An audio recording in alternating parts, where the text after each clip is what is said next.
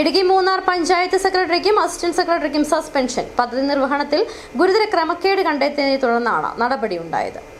മൂന്നാർ ഗ്രാമപഞ്ചായത്തിലെ പദ്ധതി നിർവഹണത്തിലെ ഗുരുതരമായ ക്രമക്കേടുകൾ നടന്നതായി കാണിച്ച് മൂന്നാർ സ്വദേശി റിയാസ്, മുഹമ്മദ് അബ്രാഹാം എന്നിവർ സമർപ്പിച്ച പരാതിയുടെ അടിസ്ഥാനത്തിൽ ജോയിന്റ് ഡയറക്ടർ നേതൃത്വത്തിൽ പഞ്ചായത്തിൽ വിജിലൻസ് സംഘം പരിശോധന നടത്തിയിരുന്നു.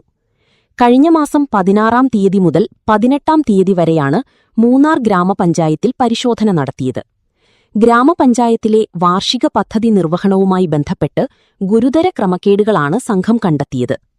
അന്വേഷണത്തിൽ കണ്ടെത്തിയ റിപ്പോർട്ടിൽമേലാണ് തദ്ദേശ സ്വയംഭരണ principal directorate, panchayat secretary Udayakumar GP, assistant secretary Manish Dev എന്നിവർക്കാണ് സസ്പെൻഷൻ.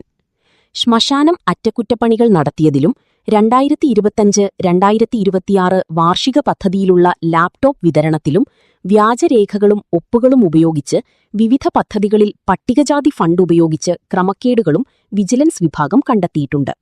2025-2026 വാർഷിക പദ്ധതിയിലുള്ള ഫയലുകളിലും ക്രമക്കേടുകൾ കണ്ടെത്തിയിട്ടുണ്ട്. City vision, Munnar.